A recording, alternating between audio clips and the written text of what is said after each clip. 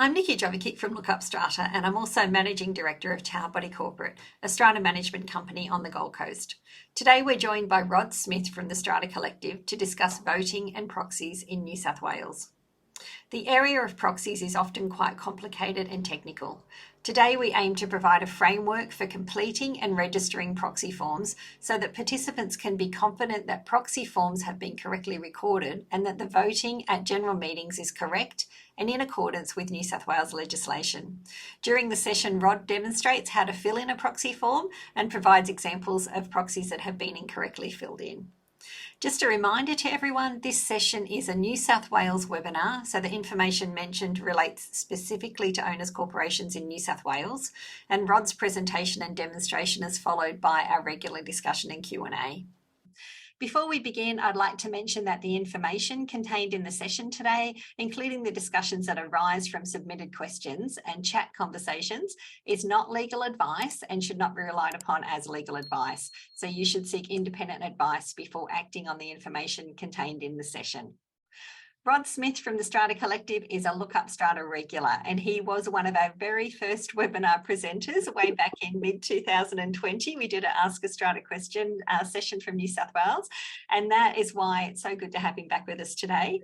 Rod's career commenced in corporate finance and taxation, working with firms such as PwC before moving into the property industry. Specialising in the management of prestigious and complex strata schemes, community associations and building management committees, Rod brings a high level of technical experience to the team. He holds an accounting finance degree from New South Wales and is a level 3 accredited strata manager in New South Wales. He has participated on both the SCA Strata Managers Subcommittee and Urban Development Industry of Australia Strata Subcommittee, and Rod assists our New South Wales readers with answers to their owners corporations questions. His responses appear in most issues of our monthly New South Wales Strata magazines. Now, as mentioned, Rod has presented 3 very useful webinars in the past, and the latest was a really fantastic reference video that we've received some great feedback on about reading your strata plan. And if you haven't had a chance to have a look at that yet, we do encourage you to watch that session, and we'll send a link out to that one as well later on today. It's really good. So thanks, Rod, for joining us today. Obviously, I think it'll be a really great session and more really good content for our viewers. Fantastic. So thanks, Nikki, and welcome everyone. So glad you could be here. When I was presented with the topic of voting and proxies, I thought, my gosh, how am I going to make this one exciting? Because some of the other ones you've given me, Nikki, have been pretty exciting topics. But for the strata managers out there, I really wanted this session to really focus on some things that I've used in my career that I actually teach my team around how to make that transition from just being a rank and file strata manager, someone who can manage genuinely larger buildings and start to progress and evolve in your role and enhance your career. So I've given a few secrets away that I've used for the last 10 years since I've been managing larger schemes. So hopefully you'll find that interesting, or at least thought-provoking, or something that you can do in your life, in your workplace, I should say, in order to benefit your management style and so forth. So this is quite a technical area. So we've got 2 topics. We've got voting and we've got proxies. So decision of the owners corporations, decisions of the strata committee, completing a proxy, existing requirements, and some common areas. So whenever we think about decisions of the owners corporation, we think about the decision-making framework in strata. The decision of the owners corporation, the primary function of decision-making in owners corporation is the general meeting or the annual general meeting. So the owners corporation makes decisions at their general meetings on matters in relation to their strata scheme. So the primary decision-making in strata is a simple majority, which is a show of hands, and a simple majority 5-4. Decision gets passed, 4-4, it's lost, etc. So simple majority vote, apply a motion put to a meeting or an election of officers of the owners corporation or members of the strata committee is to be decided according to a majority in number of votes cast for and against a motion with each person having one vote for each lot in respect of which that person is entitled to vote. So that's fundamental Strata 101. So when you're wrapping your head around how do owners corporations make decisions, here it is. Scroll down for me, Nikki. Voting on a poll. So this is where things start to get exciting and strata managers can get caught out.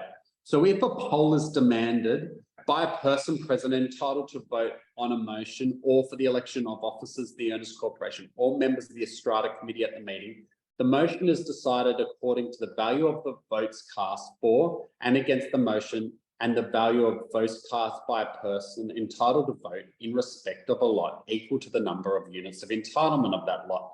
However, the value of the vote of the original owner is to be calculated in the same way as for a special resolution. So we're not going to go through the original owner. I'm just setting up the poll vote. So a poll vote is where a vote is conducted by units of entitlement. Now we have strata schemes in our business that every vote they determine by poll. So what that means is that you need to have a mechanism and a framework set up for considering a poll vote, which is fine if it's a block of 5 or a block of 10 or even a block of 20 or 30. But if it's a block of 300, how are you as the strata manager going to deal with that? And you need to have a way. You need to have a mechanism, a technique or a strategy, how you deal with a poll. There's some buildings which have all 1-bedroom apartments on the first 5 levels, and then they have penthouses on the next 3 levels.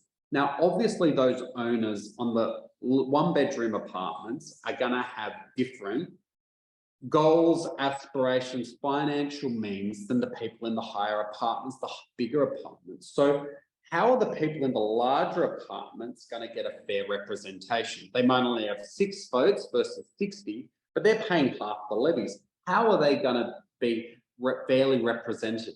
And the way it is a poll vote. So a poll may be demanded immediately before or after a vote decided by a majority in the number has been taken. The demand for a poll may be withdrawn by the person who makes it. So what that means is, in practically speaking, is that an owner may have a vote which is a 5-4 vote, which is in favour. The owner can then demand a poll. So you then have to count that vote by unit of entitlement. So again, it comes down to technique and strategy around how you're going to deal with this in an effective way. So an owner can call a poll and then you have to count it by unit of entitlement. And if the vote doesn't go their way, they can then withdraw that poll. However, obviously, if someone voted the opposite way, they'll demand a poll and then that would be that. But yeah, can you see the distinctions? So polls can be demanded at any time, even after an outcome has been voted on by show of hands. Fantastic. So that's an ordinary resolution. So special resolution is a resolution of the owners corporation is a special resolution if it's passed at a properly convened general meeting. The value of cast is not more than 25% against the resolution, or if the resolution is a sustainability infrastructure resolution, less than 50% are against the resolution. So the government has watered down the requirements for special resolutions on sustainability in the aim of making it easier for buildings to do things such as solar panels, etc. So one of our buildings recently had an EGM to install solar panels on the roof. It was quite a hot topic. $120,000 in work, and that special sustainability infrastructure resolution was passed 20 votes for, 12 against, which wouldn't have qualified for the traditional special resolution, but because it was a sustainability infrastructure resolution, it passed and the project could proceed. So abstaining votes are not counted in special resolution. So that's one thing. It can be a bit of a question mark. What do I do with people who abstain? So they're not to be counted in the voting. So this spreadsheet, take a screenshot, strata managers. This is gold. This is how we, and I told you I was going to give you some secrets. this is how we deal with special resolutions and our poll votes in our large strata scheme. So we manage blocks up to over 400 apartments. So if you've got 80 owners there, how on earth are you going to deal with a poll? How are you going to deal with a special resolution? And if the answer is by show of hands, you're probably going to get it wrong. So this is a screenshot of our actual spreadsheet, which we use in our business. Now, this is only a block of 12, but for a block of over 400, you can take a grab from your Strata software, put the Strata roll in there, put the arrears information in there, put the attendance in there, proxies, and the votes on each motion. So say it's an AGM with 20 motions, we would have a spreadsheet ready to go in most cases for 20 motions, so that the Strata Manager, if motion 6 is special resolution or if someone calls a poll, they can simply just go through that spreadsheet and do the vote. So prior to the meeting, we will write the proxies. So on this case, Josh has got a proxy. So it's nice, Josh, that you've got a friend there that's supporting you. So proxy, we'll list all the proxy holders there. And we're going to talk about validating proxies in a moment. So then you can count up who's got what proxies, and then you can deal with it if a proxy holder shows up to a meeting, which does happen a lot. See how all of these lines are highlighted yellow except for lot 3. At the example that I used for this particular spreadsheet, all of those owners showed up. So lot 1, lot 2, and lots 4 to 12, all the owners showed up. So that form started off blank. Then we highlighted the whole row as people arrived at the meeting. So that way you can mark off people, highlight them off.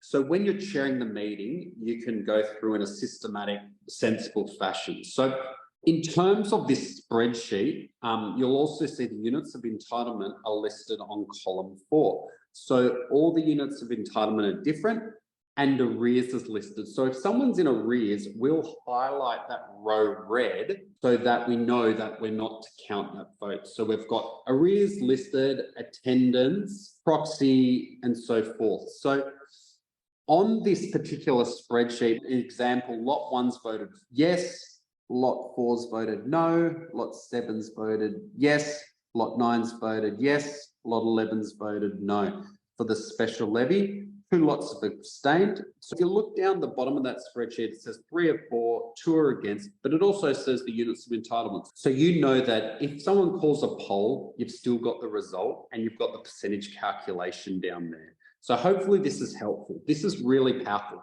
In terms of when I'm sitting in a meeting, how do I handle it?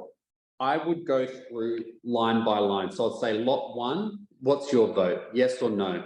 Lot 2, what's your vote? Yes or no? Lot 4, what's your vote? Yes or no? So I would go through line by line. It takes a few minutes, probably takes 3 to 5 minutes just to take a vote on a poll or a special resolution. But you can say, hand on heart with clear confidence, what the outcome of this is so that you get a successful vote and you get it right. Does that make sense? Awesome. I don't know if I should have given this away, but I have. So there we go. I might wake up in the morning thinking, oh, why did I give away all my IP? But there you go.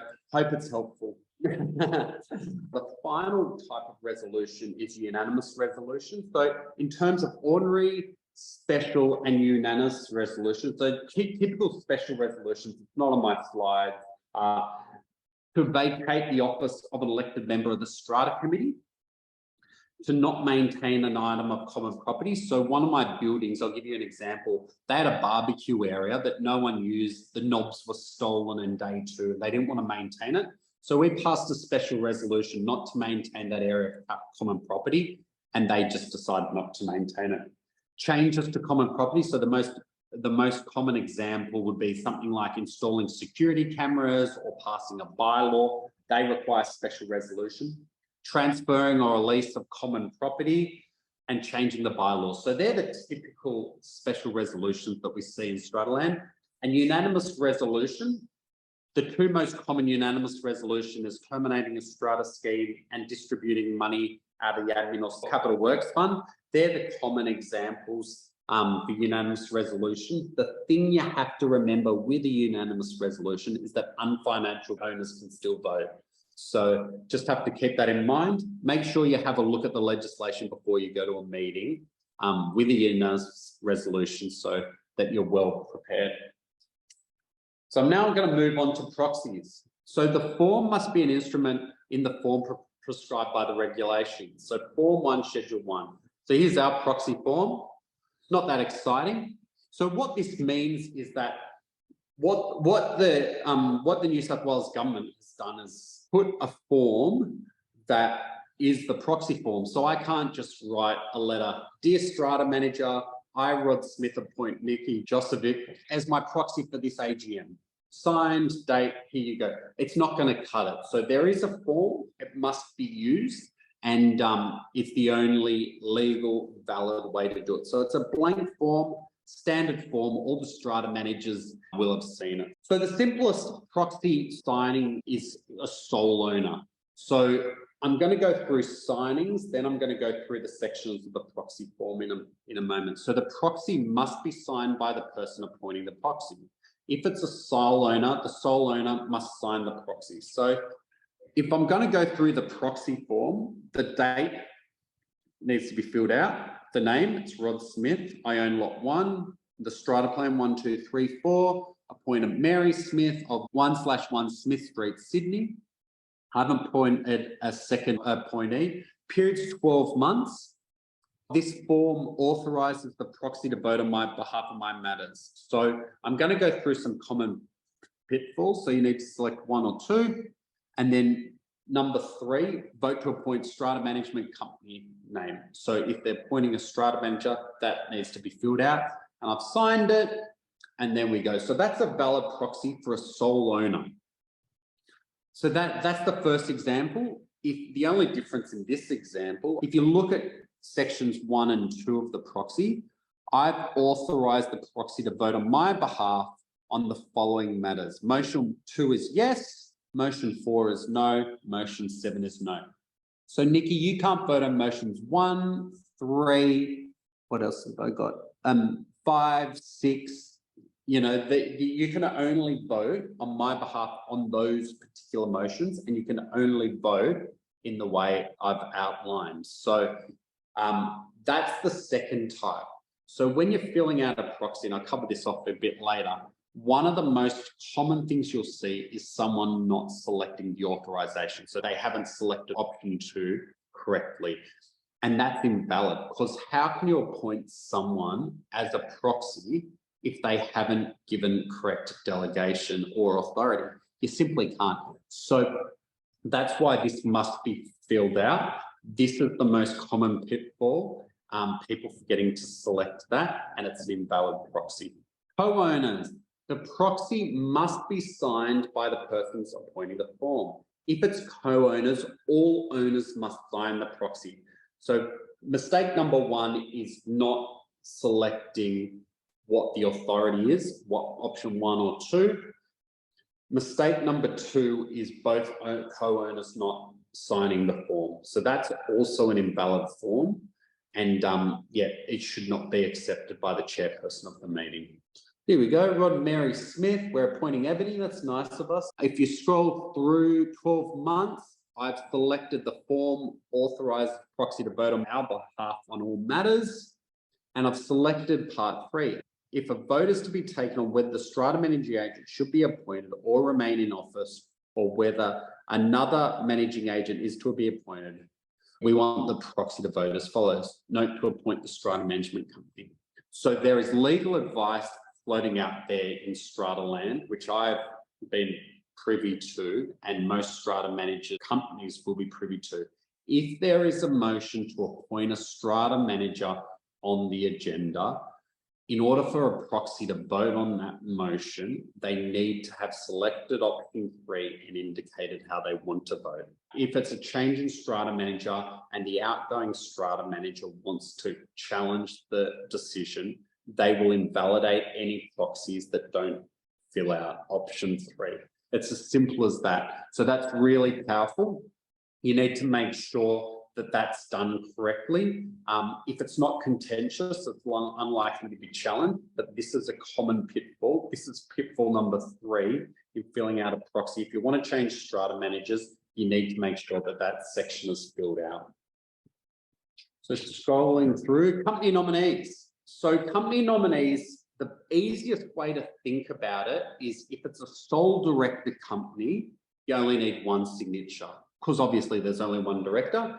However, if it's multiple directors, you need 2 directors to sign the form. So it's like a co-owned strata lot with 2 owners, a company, you just get 2 directors to sign it, and that's sufficient and suitable. One of the things, and this is a good one, so this is the Strata Collective Proprietary Limited, which is my company. One of the common mistakes I see with company nominees filling out proxies is they write Rod Smith appoints Nikki as the proxy holder, which is invalid. So it needs to be in the name of the entity.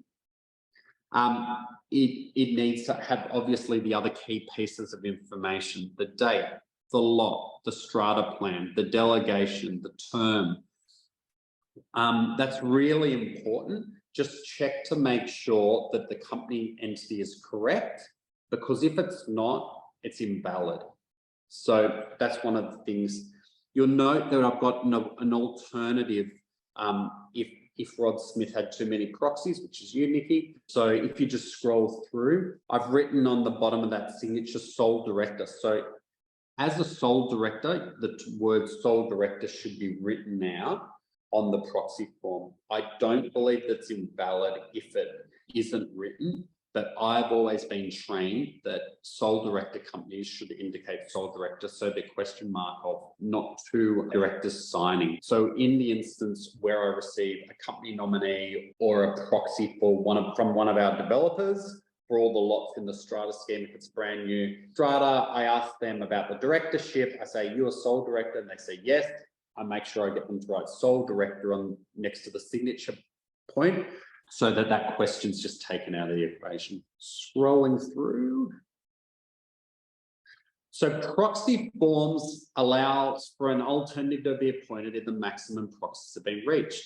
The alternative does not give right to possible second proxy holder if the first proxy holder fails to turn up at the meeting. So what this means is that if you scroll up, the instance that before, where the Strata Collective wants to appoint a proxy to vote on their behalf at the meeting, if Rod Smith fails to turn up because he forgot or, has to do something else, and Nikki is at the meeting, Nikki can't take that proxy.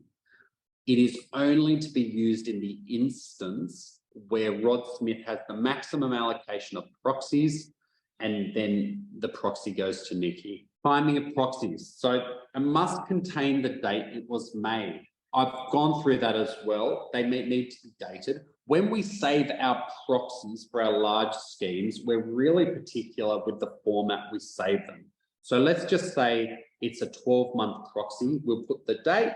So we reverse date things. So 23/02/23, SP1234, lot 1, 12M.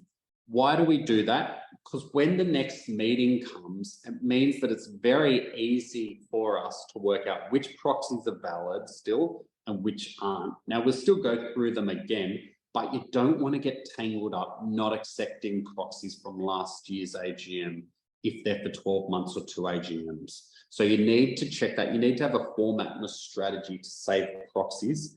And you need to train your junior staff that when proxies come in, they need to save them in the prescribed form, because otherwise, if they just save it to the proxy folder proxy and it's a block of 200, it's just going to be the folder's going to be an absolute mess, and the manager's going to get ready for their meeting that day and they're going to freak out. So just need to have that part of your business really tightened up so that your managers have the time and opportunity to run a successful meeting. So timing. Proxy must be given to the secretary of the owner's corporation at least 24 hours before the meeting if the proxy is to apply for a large scheme. at or before the first meeting the proxy is to apply. So if it's an ordinary scheme, you can give it at the meeting, or you can send it in before. Both are valid. For a large scheme, it needs to be 24 hours before the meeting of the proxies to apply. One of the things you have to remember is if a proxy is given, say, 6 hours before the meeting, and it's for a large scheme and it doesn't apply to that meeting, that proxy will still apply for the next meeting. So you just need to make sure that you have your windows done. You don't disregard proxies. It's all about having a think about what's come on, how you communicate that message back to the owners, and yeah, how you deal with those sort of scenarios in your business via your systems and processes, how you file documents, etc. So restriction on duly appointed proxies. So a proxy can't be used if an owner is on financial. So if I was on financial lot 1 and I was giving someone a proxy, they don't have voting rights, even if the person that they're given the proxy to, say lot 2, is financial. So it stays with that lot. You can't vote in a manner contrary to the instructions on the proxy. So in one of the examples, I gave Nikki a proxy to vote a certain way with 3 motions. Nikki can't just go rogue and vote on all the motions and do what she wants. So not that you would, Nikki, heaven forbid, but it's just, yeah, it is what it is. The developer can't give a proxy regarding matters for the contract of sale of the lot or such a document, and a proxy can't be used by a building manager, property manager, or strata manager to obtain a financial interest. So if we've got proxies as a strata managing agent and our reappointment is up on the agenda, we put in the minutes and we declare at the meeting, we've got 2 proxies, we're abstaining from voting because we've got a financial interest in that it's our reappointment. And we make sure we both state it at the meeting and put it in the minutes so that we're white as snow on that front as well. So this is a proxy. So what's wrong with this proxy? You're asking me to tell you what I think's wrong with that? Yeah. Okay, so we haven't got a date at the top. No date, no lot. Yeah, no lot number. Yep. We haven't had anyone appointed, so there's no name in there to say Yep. who is actually being appointed. Yep. It's a vague term of managing agent, which unless someone's got the world's weirdest name, that's not a person. It's, you know, it's a vague term. So that should say Rod Smith or whoever the strata manager is. Then I'd say down here, we haven't indicated whether we're wanting them to vote on all matters or whether there's a specific way we want people to vote. Yeah. Yeah, and the signature looks fine. So there's a signature there. So it's been signed. So it's full of problems, but I just wanted to, no date, managing agents, too vague. It doesn't say, it's not a person. No lot. No delegations, so that's an invalid proxy. So that's an extreme example. So clearly I had my, didn't have my all brand for breakfast or whatever, and I didn't have my thinking cap on. But yeah, so this one is an example of an invalid proxy. So these are some of the things that you need to check and some of the matters that people are dealing with. They're very controversial and very political. As strata managing agent, you don't want to get drawn into political battles. And one of the best ways you can do that is by running an efficient, well-planned, particular annual general meeting or extraordinary general meeting. So it's actually the opportunity for you to show to the owners your value and your professionalism. So getting this sort of thing right, correctly having a process around how you're going to take votes, how you're going to deal with proxies, announcing the proxy, I haven't mentioned this yet, announcing the proxies at the beginning of the meeting so that people know there's proxies. When you're going through the votes in a systematic way, you can make sure that, you're really clear about what's being voted on, what has to happen and what the vote is, declaring the outcome, declaring the result, 14 for, 7 against. They poll, 2,321 units of entitlement for, 1,281 against, motion carried by ordinary resolution. Those sort of things are really helpful in building trust in difficult situations. Save the best to last. So I've got a different view to most people. Proxy farming. So I actually think this legislation is not democratic because it assumes that the person granting the proxy doesn't know what's being voted on or why. I actually think an owner should be able to give a proxy to whoever they want, even though it can be political. But I understand why they've done it. So this is a way that New South Wales government has tried to eliminate some poor behaviour in strata schemes. So the limit on proxies in strata buildings, but buildings with 20 odd lots or less, it's one proxy, a maximum of 5% of the total numbers of lots in proxies for more than 20 lots. So we've got a building with 30 residential apartments and 41 car spaces on separate lots. So that's a 71 lot building. It's 5% of the 71 lots, which is 3 proxies per owner, not the 30 residential apartments, which would be 1. So just have to keep that in mind. It's total number of lots. I just wanted to go through pre-meeting voting. An election to the Strata Committee must not be determined by pre-meeting electronic voting. So most of us will know that. A note for meeting that may be determined partly by pre-meeting electronic voting, the notice of the meeting must include a statement that the relevant motion may be amended by further motion given at the meeting after the pre-meeting electronic voting takes place, and consequently the pre-meeting vote may have no effect. A motion that's to be determined wholly by pre-meeting electronic voting must not be amended at the meeting for which the pre-meeting electronic voting was conducted. So with most of our buildings, we would either have them as a pre-meeting electronic vote or Zoom and vote.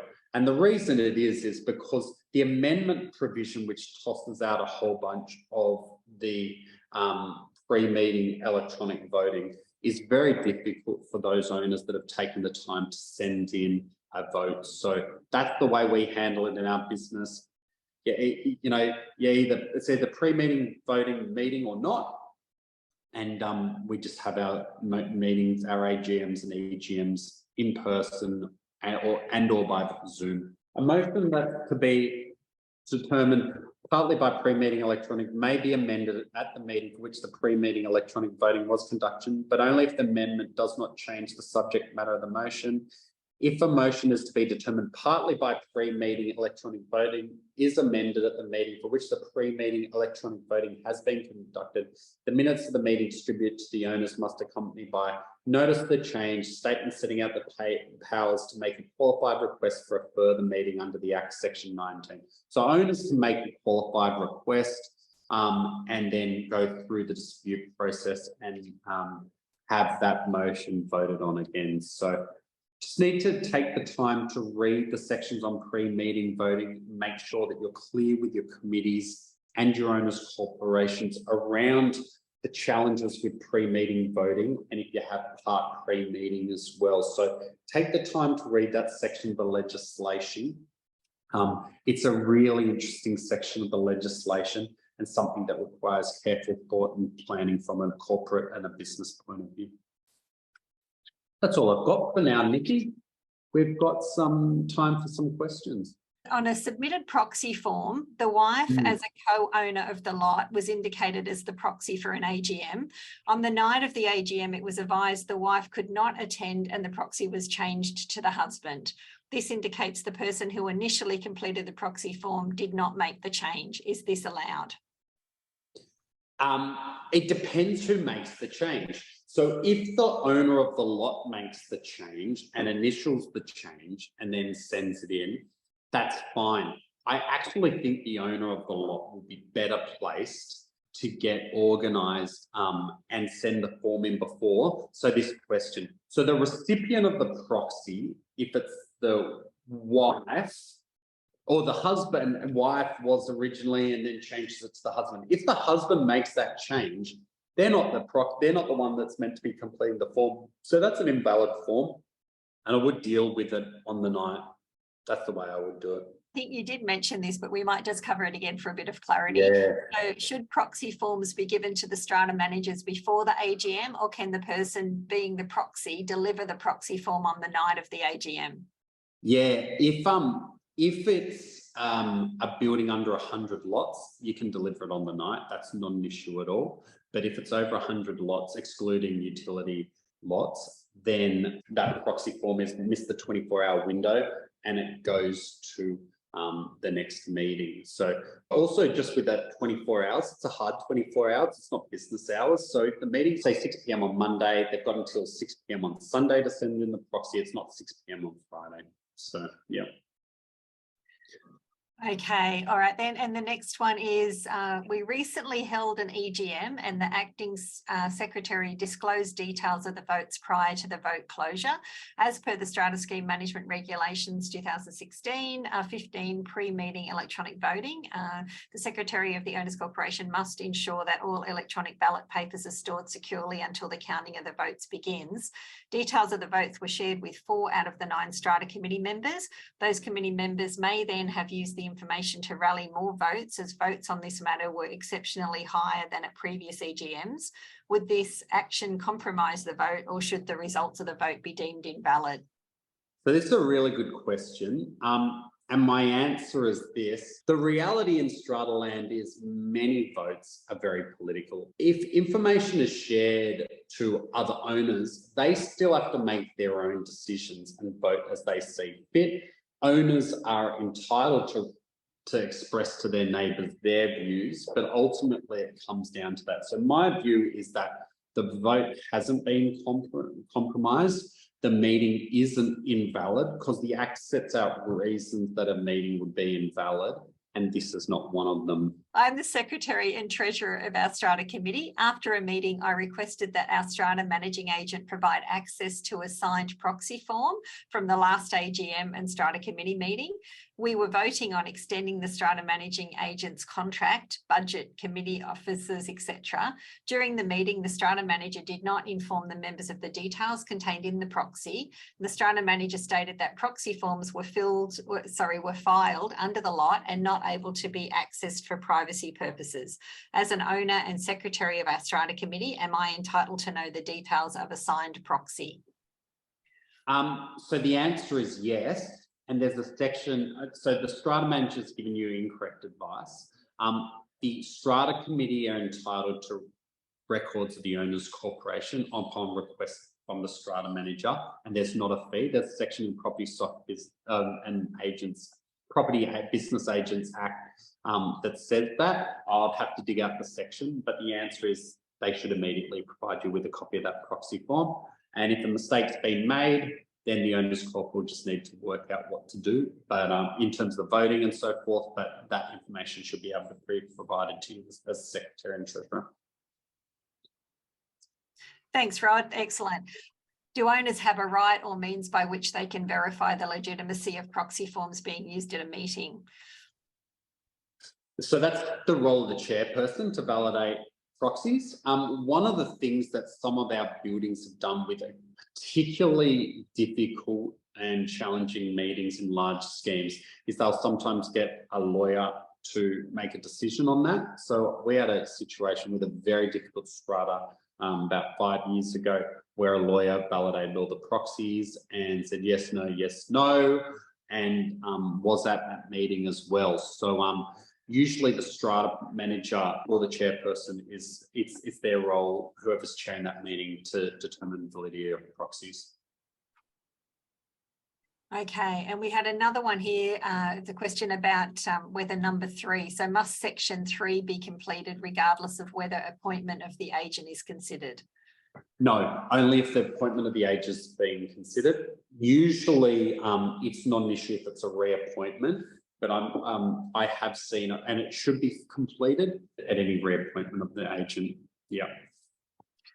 And also we were asked, should a proxy in favour of the chair be recorded or to the chair by name? So I guess they're saying, should it be just the chair, or should it actually state the chair's name in there? Yeah, I still think it's probably valid because it's the chair of the meeting, but you're better off putting either the chairperson, if it's, the chairperson of the strata, or the managing agent's name. That is better, but I still think it's valid.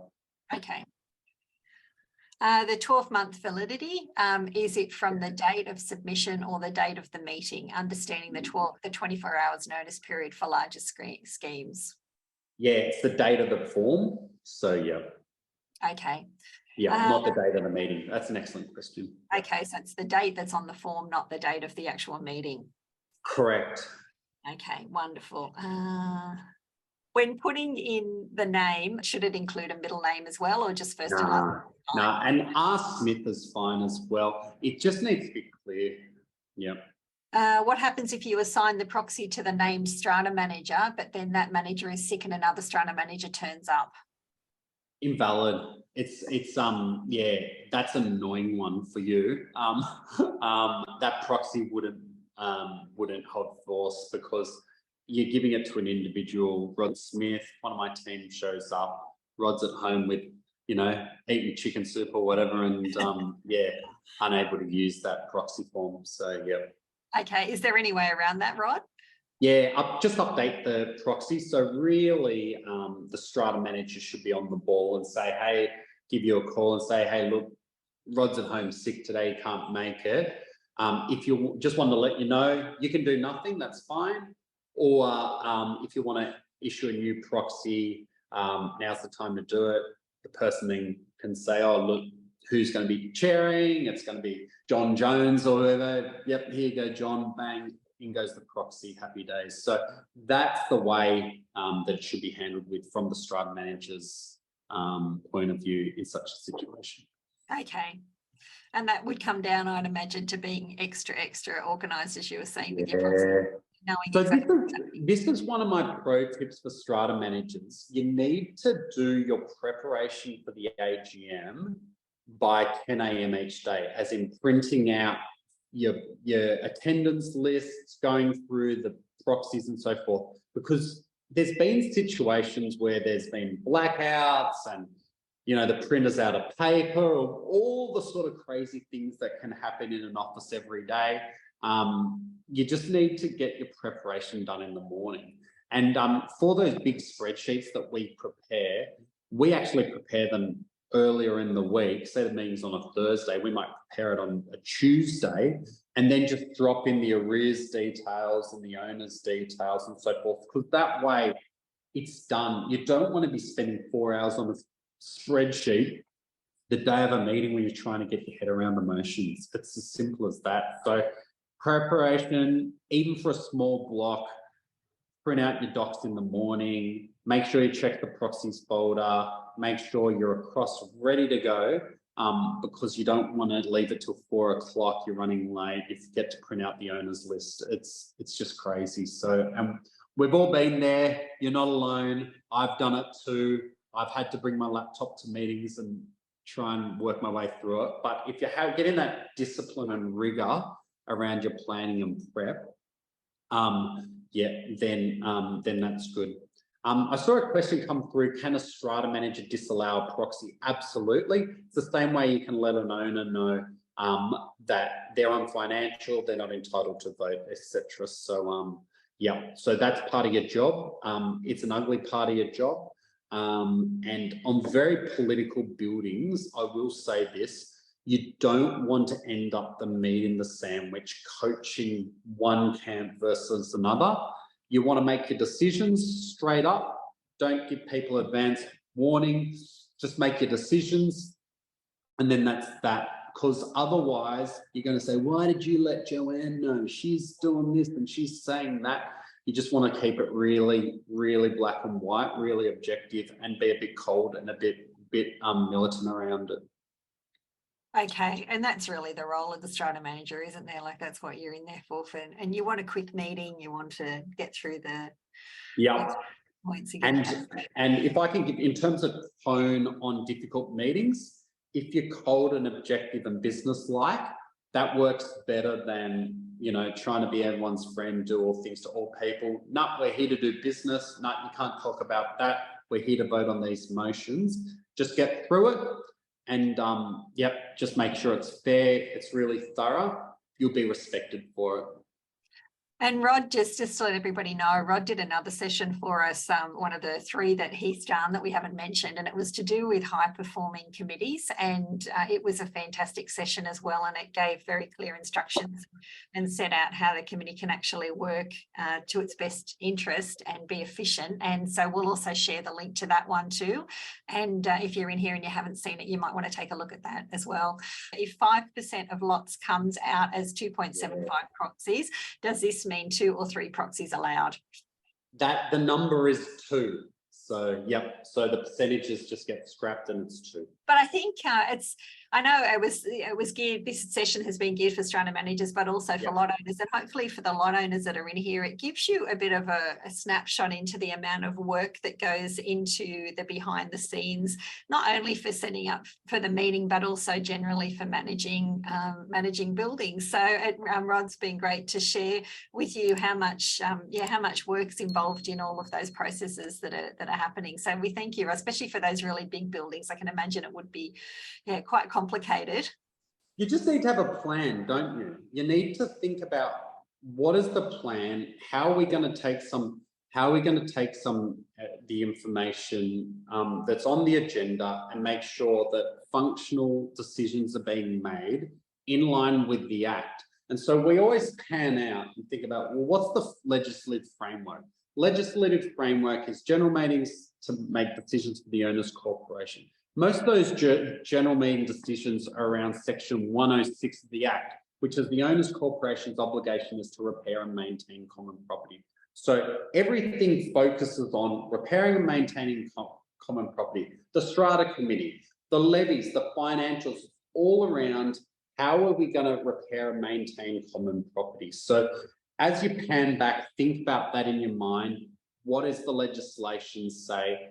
How do I meet the terms of the legislation? How do I serve this strata community by making sure that they make those decisions to maintain and repair common property? The reality is that strata schemes are political and owners want certain outcomes. And as the managing agent, our job is to pan back from the emotion, the hostility, all that stuff that's happens and think, what are the obligations of the owners' corporation? Because when the NCAP makes decisions on compulsory appointments, they don't think, oh, Nancy hates John and John's doing, telling this person to get lost or whatever. They don't care about any of that. They're like, are they repair and maintaining common property? Are they meeting their legal requirements? So if you're caught in an emotional vortex or whatever, I really strongly suggest you to pan back out, just make your decisions on common property. If you're in the midst of a political building, just pan back out and just make sure that you're running great general meetings so that they're taking decisions to maintain and repair common property. So that is fire, that is capital works fund items, that is maintenance projects, that's repairing the pumps, all that sort of stuff that needs to happen. Just focus on that. Don't get dragged in. Just be professional, serve the community, and just keep focusing on that. And you're on the right path. And it will turn around if you get them organised to take some decisions at their meetings. Okay, great words there. Rod, thank you very much for that. Hopefully that's helped a few people that are in here that might be experiencing some issues on their committee.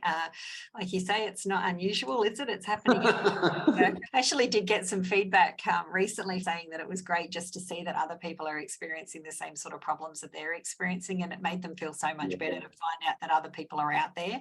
Yeah, absolutely. And it's a beautiful industry, and we get the opportunity to serve literally millions of people every day. And the way you can serve them is increasing their asset value and making their homes safe and running some of the best maintained buildings, optimizing their cash. So just focus on those big core issues and you're on the right path. It will turn around and it will move forward, I promise you. Awesome. Thanks, everyone. If you gained value from this video, please hit like and subscribe to our YouTube channel. If you're looking for information about parking, strata insurance, defects and more, head over to lookupstrata.com.au or sign up to our free weekly newsletter via the link in the description box below.